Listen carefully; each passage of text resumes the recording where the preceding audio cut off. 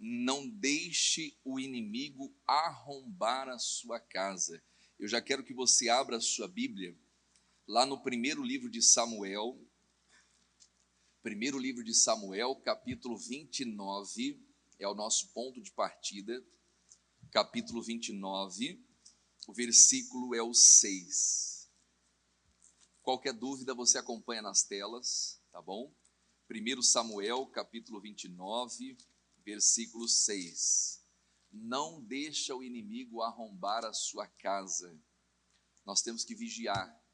Repita assim comigo: vigiar vem antes de orar. Amém? Vigiai e orai, para que não entreis em tentação. A oração é a guerra, é a batalha espiritual, mas nós temos que vigiar também, estar atentos. Amém? Então é sobre isso que eu quero falar com você. O Davi, irmãos, ele se propõe a lutar juntamente com o rei Aquis contra Israel. Olha só, o Davi estava fugindo de Saul, e Davi até então era um soldado de Saul, e o Davi ele se une, irmãos, ele se une juntamente com o rei Aquis. Olha só, ele se une com os filisteus. Davi, quando foi ungido para poder ser o rei de Israel, tempo depois, o Davi estava lutando contra os filisteus. O Davi, ele derrubou o gigante. Mas olha só que situação. O Saul começa a perseguir o Davi, acabou se tornando inimigo de Davi, e um dado momento, o Davi se une com o rei Aquis, com os filisteus, para lutar contra Israel. Olha que coisa. Olha onde Davi estava se metendo, irmãos. E o que acontece? O Davi já estava pronto para ir para a guerra, e os líderes daquele povo, dos filisteus, rejeitaram o Davi. Eles não quiseram levar o Davi junto. Por quê?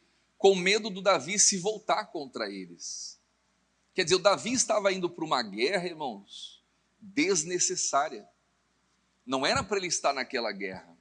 E nós temos que cuidar, irmãos, porque às vezes a gente começa a se envolver em guerras, em batalhas, que não era para entrar. E enquanto a gente está focado nessas guerras, o inimigo está trabalhando contra a nossa vida. A Bíblia diz que nós temos que lutar, que combater o combate da fé. Amém? É o combate da fé. E se não for o combate da fé, não entra. Porque às vezes a gente pode se envolver em batalhas, em lutas, e essas batalhas e lutas podem trazer consequências para nós e para a nossa família. Então Davi ele se une com os filisteus para lutar contra Israel, e o versículo 6 diz assim, então Aquis chamou a Davi e disse-lhe, vive o Senhor, que tu és reto. Quer dizer, o rei Aquis confiava muito em Davi, sabia que Davi era um homem de palavra e um homem reto, e que a tua entrada e a tua saída comigo no arraial são boas aos meus olhos, porque nenhum mal achei em ti, desde o dia em que a mim vieste até o dia de hoje. Porém os olhos dos príncipes, quer dizer, os líderes daquele exército, não agradas. Quer dizer, os líderes não viram com bons olhos o Davi indo lutar contra o próprio exército de Israel, contra o exército que gerou ele. Quando as mulheres cantavam, Saul feriu os seus milhares, Davi os seus 10 milhares. Por quê? Porque Davi tinha ferido Golias, que era um filisteu. E aí o rei Aquis diz mais, volta pois agora e volta em paz, para que não faças mal aos olhos dos príncipes dos filisteus. o versículo 8: Então Davi disse a Aquis: Por quê? O que fiz? Ou o que achaste no teu servo, desde o dia em que estive diante de ti até o dia de hoje, para que não vá e peleje contra os inimigos do rei, meu senhor? Olha só, o Davi não estava entendendo nada. Ele estava sendo dispensado daquela batalha pelo próprio rei, não por vontade do rei, porque o rei confiava muito, mas por vontade dos príncipes. E quando Davi é dispensado daquela batalha, ele diz: por quê? Irmãos, existem coisas que acontecem na nossa vida que na hora a gente não entende. Que surge o questionamento: mas por que eu estou sendo dispensado? Por que me mandaram embora? Por que estão me tirando? E talvez na hora a gente não consegue compreender, mas lá na frente a gente vai entender. Deixa marcado aqui na sua Bíblia, olha o que Jesus diz aqui em João, capítulo 13, versículo 7. Coloca lá para a gente, quem está lá cuidando? É a Gorete? É a dona Gorete? João 13, 7. Gorete, põe para a gente na NTLH, por favor. Olha só, irmãos. Jesus respondeu: agora você não entende o que eu estou fazendo, porém mais tarde vai entender. Olha aqui para o pastor Helder, irmãos. Tem coisas que Deus faz na nossa vida que a gente acha às vezes até ruim, que a gente não entende. É algo que você queria muito que acontecesse e de repente não aconteceu. É algo que você não estava esperando e de repente aquela pessoa chega e fala assim: eu não vou mais poder contar com o seu serviço, não vou mais poder ter você aqui na empresa, na loja e tal, e aquilo vem de surpresa, aquilo pega de surpresa, e na hora a pessoa fica sem entender, mas a Bíblia diz: mais tarde entendereis. O Davi estava sendo dispensado daquela batalha, ele não cometeu erro nenhum, era uma pessoa de extrema confiança. E às vezes acontece isso na vida, surgem situações parecidas: pastor, eu não fiz nada. Pelo contrário, eu sempre me dediquei, eu sempre vesti a camisa, eu sempre dei a minha vida e fui dispensado, me mandaram embora. Na hora não entende, mas lá na frente você vai entender. A Bíblia diz que todas as coisas cooperam para o bem daqueles que amam a Deus. Se você está andando na presença de Deus, se você é uma pessoa que ama a Deus, sendo leal, fiel, aquilo que é confiado às suas mãos, seja pouco ou seja muito, de repente vem uma situação que te pega de surpresa, na hora você não entende, mas lá na frente Deus vai mostrar para você o porquê.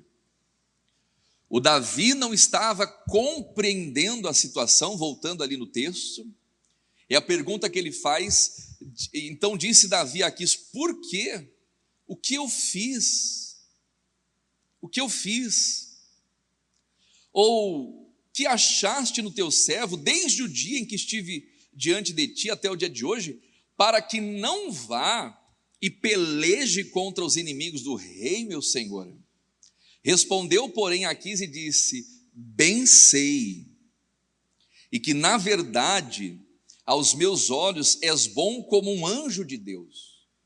Então Davi não tinha nada de errado, irmãos, mas era Deus livrando Davi, e nós vamos ver, livrando a família dele, livrando a casa dele. Nós vamos ver aqui na palavra de Deus. Quer dizer, o Aquis considerava o Davi como um anjo de Deus, como uma pessoa de Deus. Davi era muito respeitado, né, como um anjo de Deus. Porém disseram os príncipes dos filisteus: não suba este conosco à batalha. Agora, pois, amanhã de madrugada levanta com os seus criados, teu senhor, que tem vindo contigo, e levantando-vos pela manhã de madrugada, havendo luz, parti, quer dizer, vão embora, vocês estão dispensados. Então Davi de madrugada se levantou, ele e os seus homens, para partirem pela manhã e voltarem para onde? A terra de quem? Os filisteus. Irmãos, às vezes a gente está guerreando na terra dos filisteus. Às vezes a gente está combatendo o combate que não é para a gente estar. Tem pessoas que talvez estão dando a vida por uma terra, por um rei, por um projeto que não é o projeto de Deus para a vida dela. E a pessoa sai, ela se envolve na batalha dos filisteus e ela deixa o inimigo minar a casa dela. Ela está envolvida em tantas batalhas, em tantas guerras nessa vida desnecessárias, e o inimigo está trabalhando por trás para destruir o bem mais precioso que ela tem, que é a família, que é o casamento, que são os filhos, que é aquilo que realmente nos pertence. Então olha só, irmãos, Deus falando aqui nessa manhã: pare de lutar a luta dos filisteus, a luta dos outros, sem a direção de Deus. Porque se fosse a vontade de Deus que Davi lutasse com os filisteus, Deus teria permitido. Quando aqueles príncipes recusaram o Davi, na verdade não eram os príncipes, era Deus. Amém? Quem está entendendo isso aqui? Pare de se envolver com a luta dos filisteus e lute por aquilo que Deus tem colocado diante de você, por aquilo que realmente importa. Amém?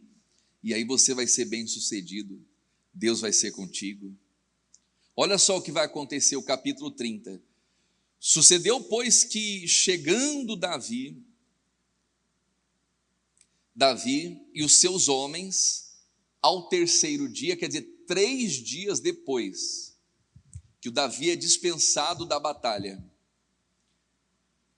já os amalequitas com ímpeto tinham dado sobre o sul e sobre Ziclag, e tinham ferido Ziclag, e tinham posto a fogo, e a tinham posto a fogo. O versículo 2: e levaram cativas quem? As mulheres que estavam nela, porém ninguém mataram, nem pequenos, nem grandes, tão somente levaram consigo e foram pelo seu caminho. Enquanto Davi estava brigando a briga dos filisteus, os amalequitas invadiram a cidade dele. Nós temos que vigiar, irmãos. Amém? Nós temos que vigiar. Quando Davi chega em Ziclag, 3 dias depois, os amalequitas haviam colocado fogo em tudo. Tinham queimado tudo, levaram as mulheres, levaram os idosos, levaram as crianças, levaram tudo, bens, os animais, e tacaram fogo na cidade.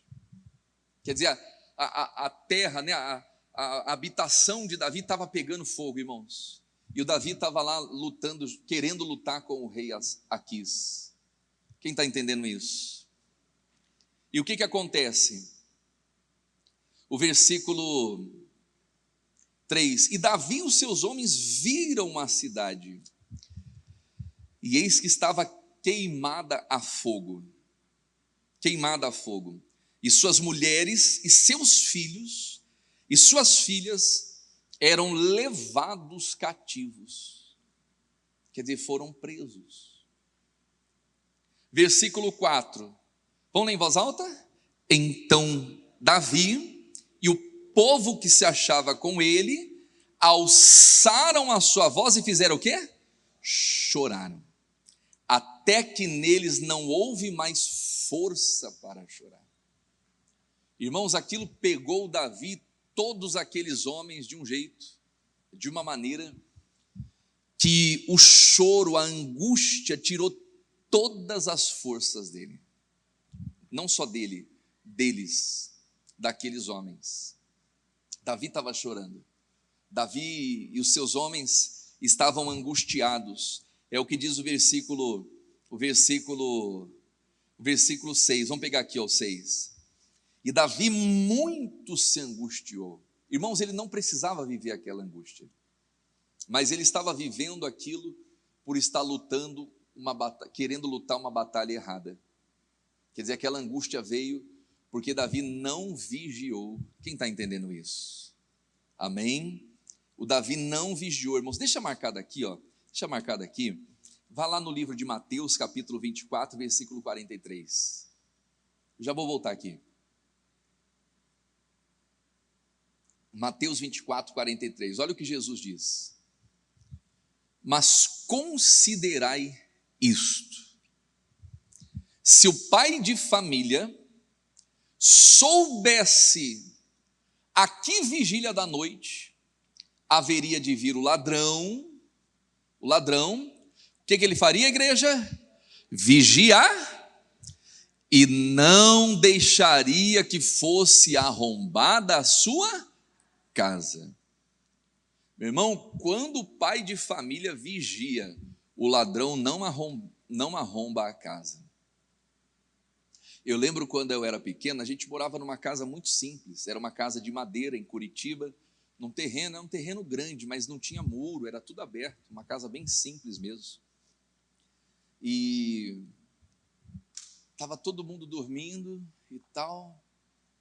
De repente eu só ouço um grito, meu pai: pega ladrão, pega ladrão, pega ladrão, pega ladrão, e pá, aquela correria toda.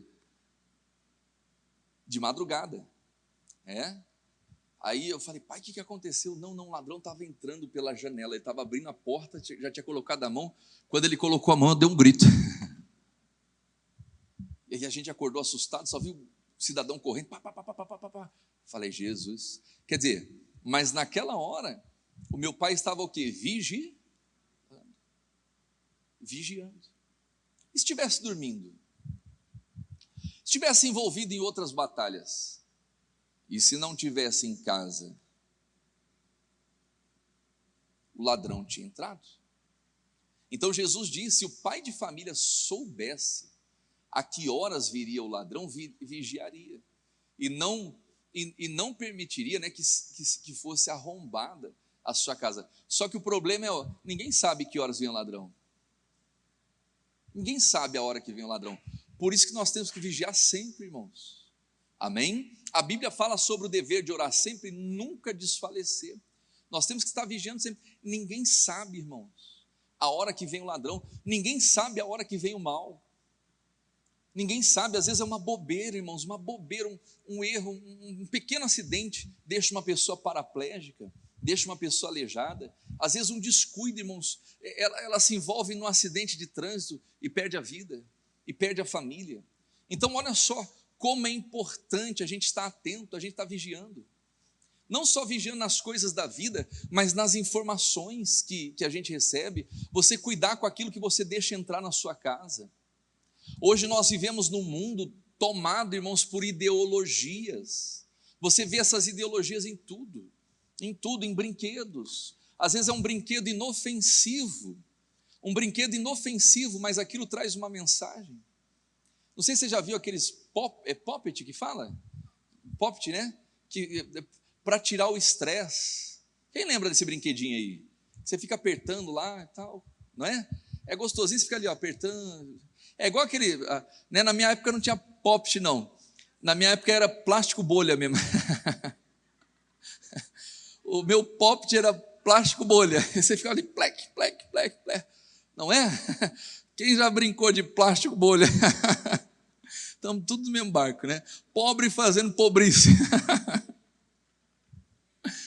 Mas inventaram esse tal do poppet, não é? E aí, o que acontece? Botaram lá com as cores do arco-íris. Não, pastor, mas eles estão querendo falar de Noé, da aliança que Deus fez com o homem. É isso mesmo? É nada, irmãos. Eles querem falar o amor de todas as maneiras, toda forma de amor vale. Quando eu começo a pregar sobre isso, minha live cai. Eles derrubam minha live. Mas agora não está sendo transmitido ao vivo, mas geralmente... Mas tem que falar. Se o pai de família vigiasse, ele não deixava, irmãos, que entrasse o inimigo na casa. Você começa a ver esses movimentos, e por aí vai, tentando enfiar na cabeça das crianças, que a criança, ela escolhe o que ela quiser. Tem agora esse filme da Barbie, não sei se alguém foi assistir e tal, não vou dizer assista ou não assista, porque às vezes você fala assim, não vai, ai meu Deus, bate a curiosidade, é ou não é? Você fala assim, não assista. Aí deixa eu comprar meu ingresso, deixa eu comprar minha pipoca aqui. Mas é cheio de ideologia, irmão. feminismo. Você vê um feminismo, machismo. Eu estava vendo uns trechos lá, não sei se é desse filme, mas estava lá o Ken. Não, você tem que me contratar porque eu sou homem. Querendo dizer, falar sobre o machismo. Mas eu pergunto aqui, cadê os homens aqui? Cadê os homens aqui? Cadê os homens que vencem? Quem aqui já falou isso para algum patrão em alguma entrevista? Alguém aqui já fez isso? Quer dizer, é uma coisa que não existe. Não, você vai me contratar porque eu sou homem. Te contratar porque é homem, irmãos. O cidadão que faz isso já está fora já. Só que eles querem implantar uma ideia de que homem é machista. E às vezes acontece, tem alguns casos, mas olha só que absurdo. Você tem que me contratar porque eu sou homem. Não, irmãos, não é assim que funcionam as coisas. Então você começa a ver um monte de ideologias sendo infiltradas nas crianças. Aí você começa a ver desenhos, né, com beijo gay, com cenas, não é? E você começa a ver essas, não, mas a gente tem que incluir todo mundo. Tudo bem, né? Lá fora, ok, mas no reino de Deus, irmãos, para poder entrar no céu, tem que nascer de novo. Tem que nascer da água e do... porque o céu é inclusivo. Aonde que você viu que o céu é inclusivo? Não é, irmãos. E não é questão de sexualidade, não. Até pastores vão chegar lá no dia e vão ser excluídos. O céu é para quem? É para quem crê em Jesus Cristo verdadeiramente. Quem crê for batizado será salvo. O que o batismo representa? Novo nascimento. É a pessoa nascer da água, nascer do Espírito, ela abrir mão da velha criatura. Às vezes a pessoa fala assim, eu vou batizar para poder largar o pecado. Não, ninguém batiza para largar o pecado. A pessoa larga o pecado para se batizar. Quem está entendendo isso? Repita assim comigo, batismo não é a morte, é o sepultamento. É diferente. Como assim, pastor Helder?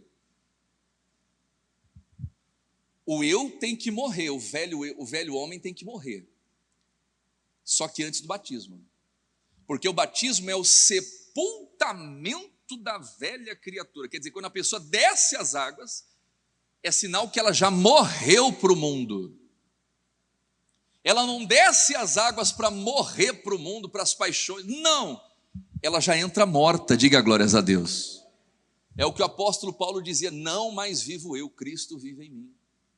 Então nós temos que vigiar, volta ali no texto, ali o início desse texto aqui, ó. Jesus falando, irmãos, e a palavra vale para hoje, por geração em geração, mas considerai isso. Se o pai de família soubesse a que vigília da noite haveria de vir o ladrão, faria o quê? Vigiaria. Amém?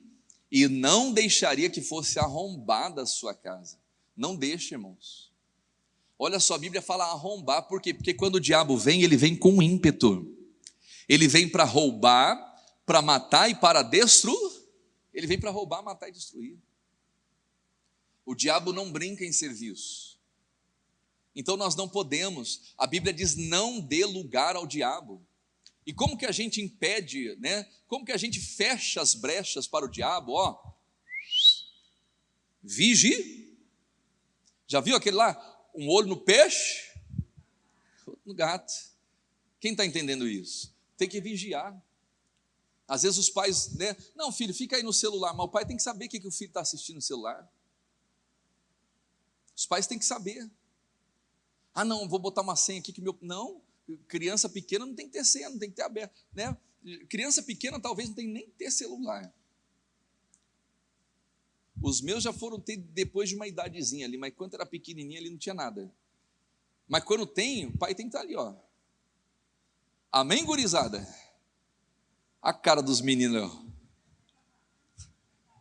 Esse pastor é chato.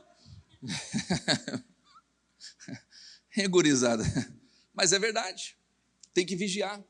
Quem ama, vigia. Quem ama, cuida. Diga glórias a Deus. Mas às vezes os pais estão envolvidos em tantas batalhas, em tantas lutas. Eu estou trabalhando demais, é muito trabalho, é muito problema, é muito isso, aquilo, aquilo outro. E os problemas de casa ele não cuida. Ele cuida do problema do rei Aquis, ele cuida dos problemas dos filisteus, e às vezes ele está até disposto a lutar contra os israelitas, que é do próprio sangue, e deixa a casa abandonada. Foi o que Davi fez. Então, olha só, o Davi era um ótimo guerreiro, irmãos, mas ele não era um bom pai.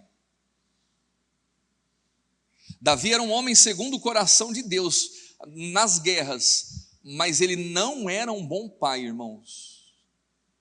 Se você pegar a trajetória do Davi, os filhos dele quase todos se perderam. Quase todos os filhos dele se perderam. Davi não era um bom pai, porque ele era um pai que não vigiava. Ele deixou o inimigo arrombar a casa dele. Isso aqui só foi talvez como que eu posso dizer, uma prévia do que iria acontecer lá na frente com a família do Davi. Aqui prova que Davi era um homem que não cuidava da sua família. E se você estudar a trajetória do Davi, Absalão virou a cabeça, morreu, né? Grudou num galho de árvore, o soldado Davi foi lá e matou ele. O Absalão matou o próprio irmão, o irmão foi lá e abusou da própria irmã. Irmãos, a família do Davi era uma bagunça. A família dele era uma bagunça, porque ele não vigiava. Talvez ele cuidava do exército, mas não cuidava da sua própria casa. Quem tem ouvido, ouça o que o Espírito Santo está falando aqui nessa manhã. Pode ser que alguém esteja cuidando daquilo que é dos outros, do trabalho, da tarefa e tal, e o diabo está arrombando a casa dela. Não deixa, vigia, amém? Voltando lá, olha ali o que diz o texto. O versículo, 1 Samuel 30, o versículo 6. E Davi muito se angustiou. Ele ficou angustiado, porque o povo falava em apedrejá-lo, porque o ânimo de todo o povo estava em amargura. O versículo 6. Cada um por causa dos seus filhos e das suas filhas. Olha aqui para o pastor Helder, irmãos. Um outro erro de liderança. Um outro erro de liderança. Um líder não tem que transparecer a sua amargura perante os seus liderados. Ele estava chorando com todo mundo ali, até que não havia força para chorar. Ah, pastor Helder, mas Jesus chorou, mas chorou de compaixão. Aí é diferente, quem está entendendo isso? Ou quando a pessoa se emociona na presença de Deus, ok. Mas um líder que começa a chorar por causa dos seus fracassos, os seus liderados podem entender de uma maneira diferente. Quando você chora por compaixão, por amor, ou porque você está na presença de Deus, aí é diferente, né? Olha o nosso líder missionário R.R. Soares. Irmãos, esse homem, ele começa a contar os testemunhos, ele se emociona. Quem já viu o missionário chorando? Emocionando, contando um testemunho, uma bênção, um milagre. Você vê, irmãos, a paixão que ele tem por o evangelho. Esse choro é uma bênção, diga glórias a Deus. É o choro de alegria. Mas agora, quando um líder se demonstra fraco diante dos seus liderados, não é? Tentando provocar neles um sentimento de pena, um sentimento de dó, isso pode ter um efeito contrário. O Davi muito se angustiou, diz aqui o versículo 6, né?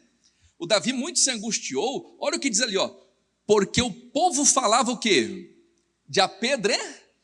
Quando Davi estava chorando de angústia na frente dos seus liderados, o que seus liderados queriam fazer com ele? Apedrejar ele. Queria apedrejar ele. Olha o que a Bíblia diz em Provérbios, capítulo 24, versículo 10. 24, 10. Se te mostrares frouxo no dia da sua angústia, o que vai acontecer? A sua força será o quê? Pequena. Coloca na NTLH esse mesmo versículo, desde o início.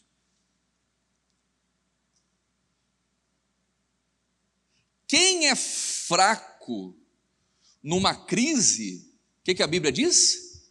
Realmente é fraco. na hora da crise aparecem os fortes e os fracos. Na verdade, todos nós somos fracos, mas a Bíblia diz que os que são da fé, da fraqueza ele tira a força. Amém? Coloca esse mesmo versículo na NBV, Nova Bíblia Viva. Se você fica desesperado quando tem que enfrentar muitos problemas, sua força será o quê? Limitada. Quer dizer, bateu um desespero no Davi, ele ficou fraco, ele chorou que ele ficou fraco. Em vez dos liderados se compadecerem, o que eles queriam fazer com Davi? Apedrejar. Então, quando um líder se mostra fraco diante das adversidades, diante das lutas, os liderados começam a atacar pedra nele. Mas voltando ao texto, o povo estava e Davi muito se angustiou porque o povo falava em apedrejá-lo, porque o ânimo de todo o povo estava em amargura, cada um por causa dos seus filhos e das suas filhas. Olha lá o final do versículo, vamos ler em voz alta. Todavia, o que aconteceu? Davi se esforçou no seu Deus. Em outras palavras, chegou num ponto que não deveria chegar. Pastor, isso aqui está tirando meu sono, sugou todas as minhas forças, eu não tenho mais nem lágrima para chorar, então agora é hora de se esforçar em Deus. Todavia o Davi se esforçou em Deus. Quando Davi se esforça em Deus, os seus liderados largam as pedras e começam a lutar com ele. Quando um líder se demonstra forte em Deus, aquelas pessoas que queriam apedrejá-lo começam a abraçar a causa e começam a lutar junto.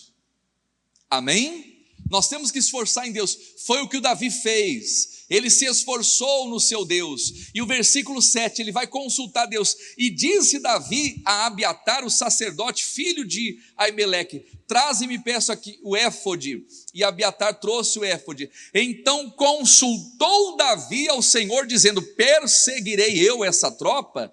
Alcançá-la-ei? E o Senhor lhe disse: persegue-a, porque de certo alcançarás e tudo libertarás.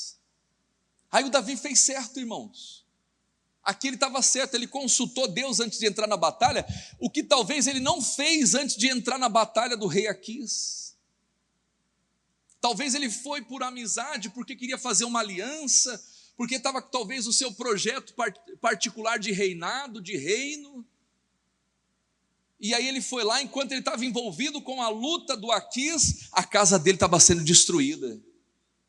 E aí quando ele viu que a coisa ficou feia, ele foi consultar Deus. Deus, eu persigo. Deus falou: vai lá, persegue, porque você vai alcançar tudo e você vai libertar tudo.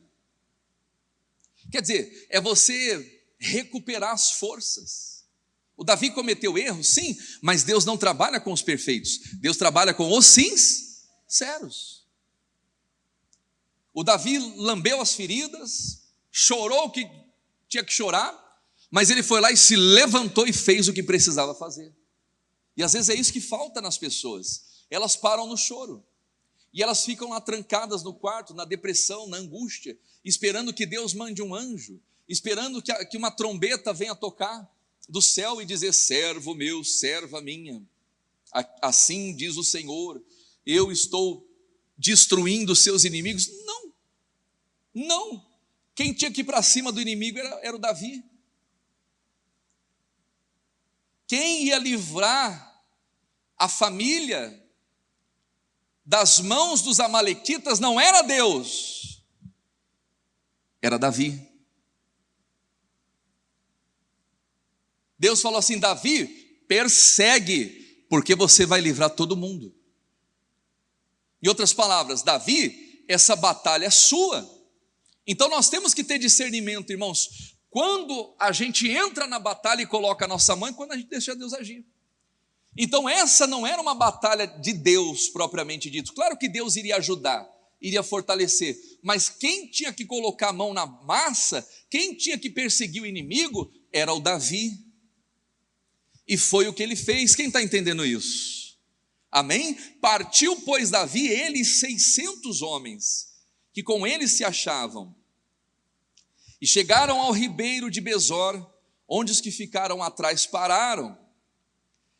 E seguiu-os Davi, ele e os 400 homens, quer dizer, 200 ficaram para trás. E nem todo mundo vai com você até o fim. Olha aqui para o pastor Helder, nem todo mundo vai com você até o fim. Mas nós não temos que falar, não, vocês são derrotados. Vocês não estão me seguindo porque são derrotados. Não, irmãos. Porque talvez nem todos tenham estrutura para estar do seu lado, para ir com você na batalha. E a gente tem que respeitar a estrutura de cada um. Quem está entendendo isso? 200 ficaram para trás. Já que não puderam lutar, então faz o seguinte, cuidem das bagagens. E ele foi com 400. Amém? Então nem sempre todo mundo vai estar conosco, nem sempre seremos unanimidade. Não existe isso. Nem Jesus foi unânime. Mas nós temos que confiar em Deus e seguir com aqueles que estão do nosso lado. E não é porque os que ficaram para trás não estão ao nosso lado, estão, só que talvez não tiveram condição, não conseguiram prosseguir. Então ele tem que respeitar. Quem está entendendo isso? Amém? Não conseguiram respeitar. E diz ali o texto, né, ficaram com a bagagem, versículo 11, e acharam no campo um homem egípcio, e trouxeram a Davi, e fizeram o que, igreja? Deram-lhe pão, e comeu, e deram-lhe a beber o que? Água, deram-lhe um pedaço de massa de figos e cachos, e comeu, e voltou o seu espírito, porque havia 3 dias e 3 noites que não tinha comido pão, nem bebido água. Olha só, irmãos, quantos dias e quantas noites sem comer pão e beber água? 3 dias e 3? Há 3 dias e 3 noites Davi estava onde? Atrás, anteriormente. Onde que Davi estava há 3 dias e 3 noites? Envolvido com as batalhas de quem? Do Aquis. Quer dizer, naquele momento que o Davi estava perguntando, por que Deus? Por que Aquis? Por que eu não vou poder lutar com você? Porque os amalequitas estavam destruindo toda a casa dele. Tem coisas que você não entende na hora, mas lá na frente você vai entender. Há 3 dias e 3 noites, olha só, ele foi abandonado no meio do caminho. Ele fala assim, há 3 dias e 3 noites, estava sem comer, diz aqui o texto, né? E o versículo 13, então Davi disse, quem és tu, de onde és? E disse o moço egípcio, sou servo de um homem amalequita. Era um egípcio, escravo de uma amalequita, porque adoecia há 3 dias, e nós demos com ímpeto, para a banda do sul dos quereritas, e para a banda de Judá, e para a banda do sul de Calebe, e pusemos fogo aonde? Quer dizer, há 3 dias atrás, ele havia colocado fogo, participado, de repente ele fica doente, e o seu Senhor deixa ele no meio do caminho. Davi estava diante do próprio inimigo, irmãos. Davi estava diante de um que ajudou a botar fogo na terra dele. E eles deram o quê? Pão, deram água, alimentaram, o espírito voltou. Olha só que situação, irmãos. E aí a gente tem que ter sabedoria. Irmãos, tem gente que perde a guerra, perde a batalha, porque ela não tem sabedoria. Ela vai pelo emocional. Porque se o Davi fosse para emocional, o que ele ia fazer? Ah, foi você, então vem cá. Agora eu vou acabar com a sua raça. Você vai ver aqui, pessoal, vamos destruir. Quer dizer, não. Olha o que a Bíblia diz, irmãos. Eu já vou terminar aqui para a gente orar. Em Romanos, deixa eu achar aqui a referência. Capítulo 12, o versículo 20.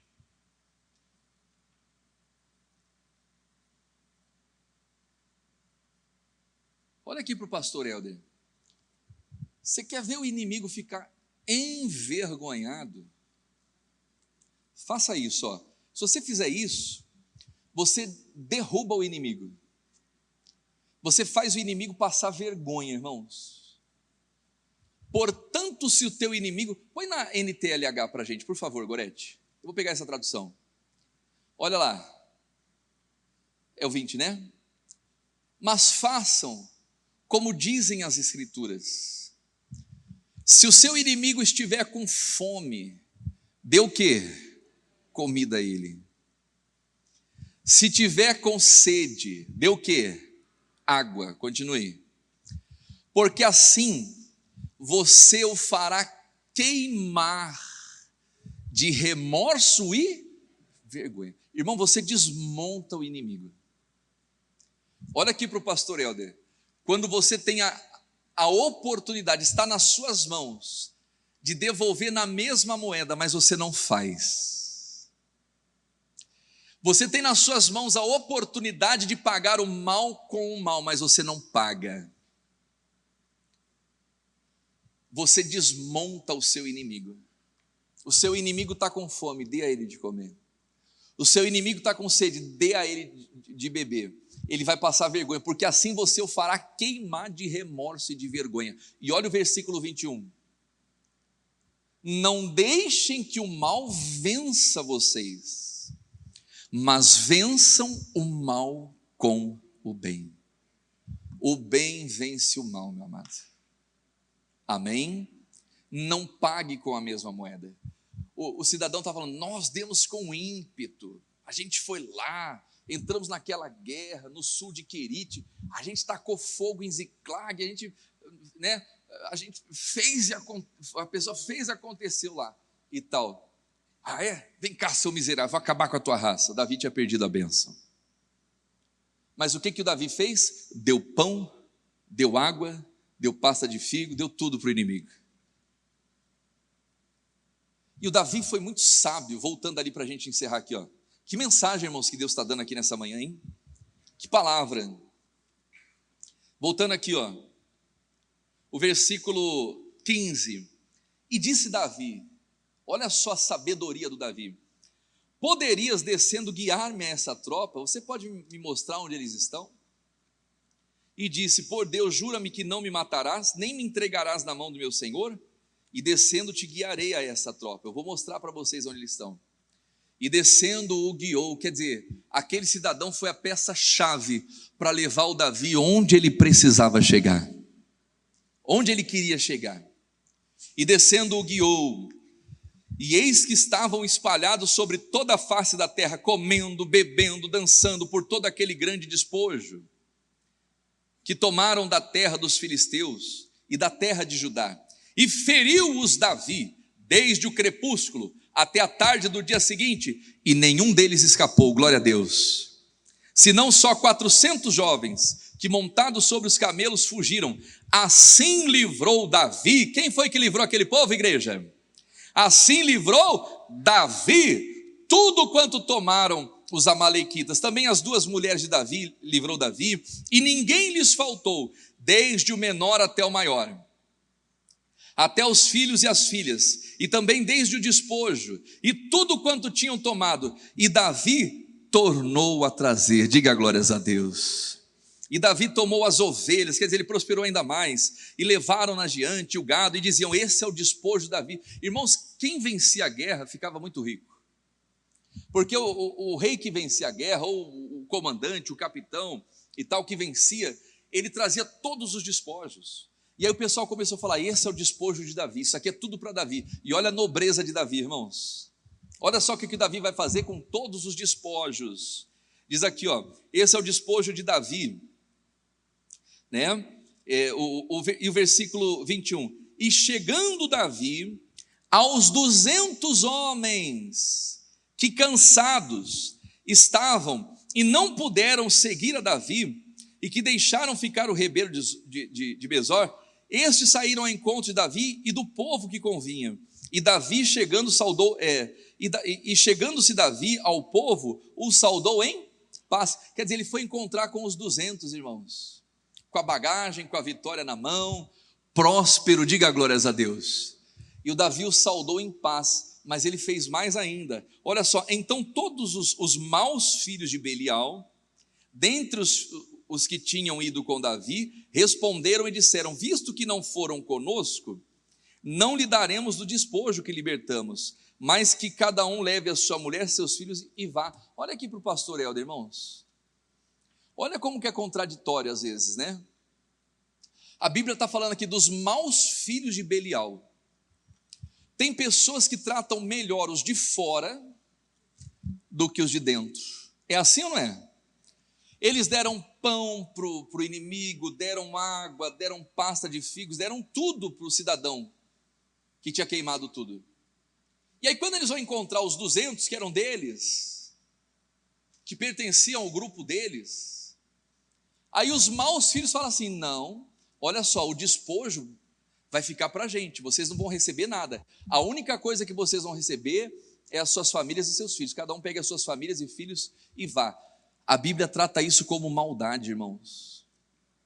Olha aqui para o pastor Helder, quem tem esse tipo de pensamento nunca vai prosperar e progredir na vida, nunca vai prosperar, não porque não é justo, eles não foram comigo, então eles não têm direito a nada.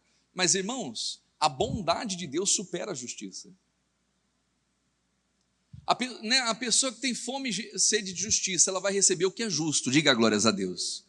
Mas a pessoa que crê na bondade de Deus, ela recebe mais do que o justo. Então nós temos que ser justos e bons, porque senão nós nunca vamos experimentar a bondade de Deus. Talvez fosse justo cada um ficar com a sua família e pronto, não foram para a batalha, ficaram ali, né? Chocolate, cada um cuidando da malinha e tal, não entraram na batalha. Mas não, irmãos, olha só, os maus filhos. Porém Davi disse: não farei assim, irmãos meus, com o que nos deu o Senhor. Irmão, olha aqui para o pastor Helder, nós não podemos ser egoístas com aquilo que o Senhor nos dá. Não foi eu que trabalhei, eu que consegui, isso aqui é meu e eu não vou partilhar com ninguém, é mérito meu. Não, é por isso que as pessoas não prosperam. Quer dizer, Davi falou: não vamos fazer isso com aquilo que nos deu o Senhor. Ele reconhecia que aquela prosperidade, aquela riqueza, quem havia dado para ele era Deus. Era Deus. E aí ele vai dizer, com o que nos deu o Senhor, e nos guardou e entregou a tropa que contra nós vinha. E quem para tal daria ouvidos? Porque, olha só, porque qual é a parte dos que desceram a peleja? Tal também será a parte dos que ficaram com a bagagem, igualmente se repartirão. Irmãos, aqueles 200 que ficaram, receberam igualzinhos que foram para a batalha. O Davi, ele era segundo o coração de Deus. Por quê? Por que o Davi era segundo o coração de Deus? O que o Davi estava sendo para aqueles 200? Estava sendo o quê? Justo? Não. Davi estava sendo bom. Davi tinha um coração segundo o coração de Deus, porque Deus é bom. Deus é bom. Se você for pegar aquela parábola dos trabalhadores, um vai trabalhar cedinho, o outro vai trabalhar um pouquinho mais tarde, o outro na metade do dia, o outro na metade da tarde, e tem uns que trabalharam só 1 hora. Na hora de receber o pagamento, né, os que chegaram por último receberam primeiro e receberam igualzinhos que começaram a trabalhar lá no início do dia. E os que começaram a trabalhar no início do dia, na hora de receber, poxa, se ele recebeu lá o talento e tal, eu vou receber mais. E na hora recebeu igual. Não, mas isso aqui não é justo. Por que a gente aguentou a calma, a fadiga do dia e eles receberam o que, né, mais, receberam a mesma coisa e foram igualados a gente? E aí o Senhor da família fala, né, é mau os teus olhos porque eu sou bom. Ele não foi injusto com aqueles que trabalharam o dia todo. Por quê? Porque foi o que acertou. Vai trabalhar na minha vinha que eu vou te dar tanto. Bora, vamos lá. Só que os últimos aquele pai de família resolveu ser bom. Diga glórias a Deus. Então, se você percebe que alguém está sendo visitado pela bondade de Deus, se alegre. Amém? Se alegre. Por quê? Deus é bom. Oh, meu Deus, que o Senhor abençoe cada vez mais. Jesus, o Senhor sabe, o Senhor conhece o meu coração, gostaria muito de crescer, de ser alguém nessa vida, de desenvolver, de poder ir mais longe, mas se ainda não é chegada a minha vez, glória a Deus, Pai, mas eu te louvo pela vida do meu irmãozinho, que está prosperando. Mas às vezes não. Às vezes a gente fica triste quando vê os outros prosperando, mas não é justo, eu estou na igreja há tanto tempo, porque eu estou na igreja, eu vou no culto da quarta, na sexta, no domingo, eu dou o dízimo de tudo que eu recebo. Por que aquela pessoa está sendo abençoada? Porque Deus é bom. E olha só o que eu vou falar. Muitas vezes a bondade de Deus na vida de alguém revela se o nosso coração é bom ou mau. Às vezes a bondade de Deus na vida de alguém, ela vai mostrar o nosso coração. Então nunca se entristeça quando você vê alguém sendo visitado ou visitada pela bondade de Deus. Pai, glória a Deus, chegou a vez dele, chegou a vez dela. E eu confio, meu Deus, uma hora vai chegar a minha vez. E vai, meu amado e minha amada. Amém? Porque Deus é bom para com todos. E nós temos que entender essa bondade e viver isso. E às vezes a gente não prova da bondade, irmãos, porque a gente não age com bondade. A gente quer agir com justiça. É justiça, é justiça, é justiça, justiça, justiça. Não, eu sou justo, glória a Deus. Mas nós temos que ser mais do que justos. Nós temos que aprender a ser bom. E o Davi estava sendo bom com aqueles 200 que ficaram. Eles não puderam ir, irmãos. Mas nem por isso, não, cada um vai para a sua casa, pega a sua família e tchau. Isso aqui é para a gente. Não, vai repartir com todo mundo, igualzinho. Isso é bondade. Amém? Quando a gente age com bondade, a gente também prova da bondade de Deus. Quem entendeu essa palavra? Vamos ficar em pé, meus amados?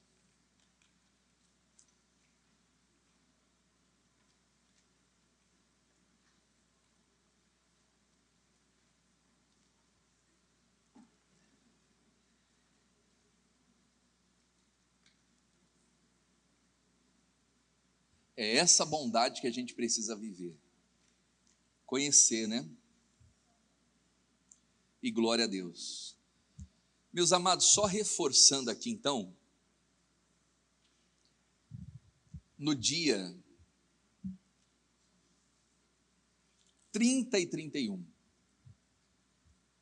dupla honra e corredor dos 70, diga glórias a Deus.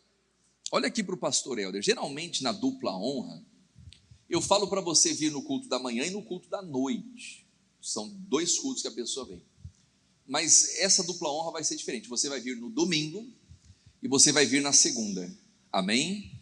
Para fechar o mês com dupla honra, Deus vai dar a bênção dobrada. Olha só, se alguém lhe convida para caminhar 1 milha, vai com eles quantas? 2, tá bom? Eu só vou pedir para as crianças ficarem na oração também, tá bom, pessoal das crianças, tá? Os meus filhos também, meus filhos têm que ficar no culto até acabar, até na hora da oferta eles têm que ficar, fica só olhando, cadê o Lipe? Está ali o Lipe? Oi? Foi no banheiro, né? Mas vai voltar, né? Senão a gente vai buscar ele lá, tem que ficar. Se o pai de família soubesse que horas viria o ladrão, vigiaria, não é? Ah não, ouviu a palavra, tá bom, não, fica na hora da oferta e fica até a oração final. Eles têm que aprender a ser dizimista, têm que aprender a ser ofertante, amém? Agora as demais crianças, aí é cada um com os pais, os pais são responsáveis, mas eu já falei para o Felipe já, e glória a Deus. Mas voltando aqui, irmãos, então olha só, vai ser dupla honra, no domingo, dia 30, e na segunda-feira, dia 31, às 19 horas. Irmãos, eu não vou entregar nada aqui, não vou entregar elementos, geralmente eu faço um ato de fé, o ato de fé vai ser o próprio corredor dos 70, amém? Quando você passar por o corredor, às vezes a pessoa fala assim, pastor Helder, mas esse ato de fé não vale de nada. Vale, irmãos, vale. Nós temos uma irmã nossa da igreja da Apresentação. Logo que eu cheguei aqui, eu fiz o corredor dos 70. E nós começamos a fazer. Eu fiz meio que 3 meses seguidos o corredor. E essa irmã, vai escutando isso, eu até passei na televisão, não sei se alguém viu na televisão o testemunho dela. Viu? Maria é o nome dela. Viu na live? Eu falei na live, na oração, né? Eu vou colocar no meu Instagram. É que ele é grande, eu vou pedir até para o Everton, para você dar uma compactada nele. Tem 11 minutos, Everton. Se você conseguir compactar o testemunho dessa irmã, já para fazer anúncio para o corredor dos 70, entendeu? Mas pode fazer depois, fica tranquilo aí nessa câmera aí, só para lembrar, tá? Irmãos, o testemunho dela é fantástico. Ela ficou 11 anos lutando para ter um filho. Ela não podia ter filho. 11 anos esperando. Tomou remédio, fez tratamento, gastou dinheiro.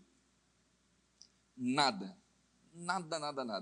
Ela falou, pastor, cheguei uma hora que eu esqueci, abri mão, não queria saber de nada. E eu anunciei o corredor dos 70. Quando ela ouviu falar, eu vou nesse corredor. E ela já veio decidida a sair com um milagre. Irmãos, olha só, o milagre, o processo do milagre tem começo, meio e fim. Tem gente que para só no começo e não consegue ver o milagre. Você já vai entender. Ela veio com essa intenção, meu Deus, eu vou lá buscar a minha bênção. Quando ela passou no corredor, uma pastora, que ela não lembra nem quem é essa pastora, colocou a mão no ventre dela, no corredor. E na hora ela sentiu uma alegria, uma fé tão grande que ela falou, meu Deus, chegou a minha hora, eu fui abençoada. Poucos dias depois ela estava grávida. Ela foi fazer exames, ela não estava nem imaginando, ela foi fazer exames e tal, não teve nem sintoma de gravidez. Aí a médica dela falou, deixa eu falar uma coisa aqui, você está grávida, você está sabendo disso? Não estou sabendo não, você está grávida. E olha o que a médica falou para ela, tudo bem, você engravidou, mas a sua gestação vai ser um aborto na certa. Você não vai conseguir gerar repita comigo, milagre tem começo, meio e fim. Tem gente que para no meio. A médica falou, se você quiser tentar levar essa gravidez até o final, você vai ter que ficar de cama o dia todo, não vai poder fazer nada. Só vai poder se levantar para ir para o banheiro. Irmãos, olha que contradição. Uma médica que fala que não vai conseguir gerar uma criança, ela pode dar orientação para como essa criança vai ser gerada? Seja todo homem mentiroso e Deus, na hora ela ficou em choque. Ela ficava lá, deitada, vegetando na cama. Só que no outro mês, eu anunciei o outro corredor dos 70. E ela falou, eu vou nesse corredor. A família, não, você não pode, você tem que ficar em repouso total. Não, eu vou nesse corredor. Foi lá que Deus me abençoou e é lá que Deus vai confirmar minha bênção. E ela veio para o corredor pela segunda vez. Segurou a bênção. O que ela fez? Voltou a viver a vida dela normalmente. Voltou para o trabalho dela. Ela trabalha na farmácia, ela é farmacêutica na área da saúde, e ela trabalhou gestante com uma gravidez de risco, numa pandemia. Ela falou, pastor, eu trabalhei até o último dia da minha gravidez. A criança nasceu e está com 3 anos de idade. Se ela tivesse deixado de ouvir Deus para ouvir o que a médica falou, teria perdido aquela criança. Milagre tem começo, meio e fim. Amém? Então fica firme até o final. Até o final, seja todo homem mentiroso e Deus verdadeiro. Amém? E esse corredor, meu amado, minha amada, vai ser sobrenatural. Amém? Eu sinto que Deus vai fazer algo tão grande nesse corredor, porque é o pastor que deu a palavra, eu vivi, eu provei da palavra dele. Eu sou prova, irmão, se hoje eu estou aqui pregando o evangelho, e glória a Deus, irmãos, a gente tem um alcance, só para você entender, o nosso Facebook, isso aqui já é uma coisa de anos já. O nosso Facebook, a gente alcança em média de 6 a 10 milhões de pessoas todos os meses. Todos os meses. Às vezes tem meses que eu nem faço muitas postagens, mas ele alcança. No Facebook. No YouTube, nós estamos alcançando cerca de 1.500.000 pessoas por mês, só pregando o evangelho. Aí tem o Instagram, tem o TikTok, tem as redes sociais. Quer dizer, é algo que Deus deu. E louvado seja Ele. É dele, diga glórias a Deus. Porque dele, por ele, para ele são todas as coisas. Não é? Então, se hoje Deus está nos dando essa chance de pregar aqui para você, esse povo maravilhoso, esse povo abençoado, se Deus tem nos permitido alcançar milhões de pessoas, louvado seja Ele por isso, mas eu devo, irmãos, a palavra que esse homem pregou, foi a palavra que mudou a minha vida e vai mudar a sua vida. Quem crê nisso? Então eu vou ungir você para estar aqui no domingo e na segunda-feira, no corredor de 70. Traz aqui o óleo para mim, por favor. Amém? Eu vou ungir você. Por que eu unjo as pessoas, irmãos? Para cair por terra todo jugo. Olha aqui para o pastoreado, olha aqui para mim. Com toda a seriedade. Irmãos, numa reunião como essa, o diabo vai fazer de tudo para você não vir. Pode ter certeza, vai acontecer um monte de coisa tentando impedir com que você esteja aqui nesse corredor, mas você já vai receber a unção aqui, porque a unção já vai quebrar todo o jugo do inferno na sua vida. Quem crê nisso? Amém? Então dia 30 e dia 31, dobradinha, dupla honra, é a palavra que vai mudar a sua vida. Amém? Estenda as mãos aqui em nome de Jesus Cristo. Meu Pai, eu peço a tua bênção, e hoje eu vou fazer uma unção diferente. Os teus pastores e servos vão ungir os pés dessa pessoa, para que esses pés, meu Deus, estejam aqui nessa dupla honra, nesses 2 dias, meu Pai. O pastor da fé vai vir, vai trazer uma palavra, meu Deus, assim como mudou a minha vida, meu Pai. Eu sou prova, hoje eu estou aqui pregando, meu Pai, pelo teu amor, pela tua graça, pela tua bondade, Pai, misericórdia, porque o Senhor me conhece, Deus, o que eu era no passado, como eu cheguei na igreja, meu Pai. Tanto que os meus pastores que me batizaram nem acreditam que eu sou pregador do evangelho, porque me conheceram como eu cheguei na igreja, com a vida toda errada, meu Pai. Mas, meu Deus, o Senhor levanta o fraco, o Senhor usa as coisas loucas dessa vida para confundir as sábias, meu Pai. E um dia eu pude provar dessa palavra, e eu quero, meu Deus, que esse povo venha provar dessa palavra, dessa bênção e desse milagre, meu Pai, em o nome de Jesus Cristo. E no dia 31, meu Deus, nós vamos viver, meu Pai, nós vamos viver essa fé. Vai ser o dia da mudança, vai ser a palavra da mudança, meu Pai, em o nome de Jesus Cristo. Então, diga assim comigo: Senhor, meu Deus, eu creio na tua bênção, eu creio no milagre, que o Senhor está trabalhando para fazer o impossível se tornar possível. Oh meu Deus, vem fortalecer o meu coração.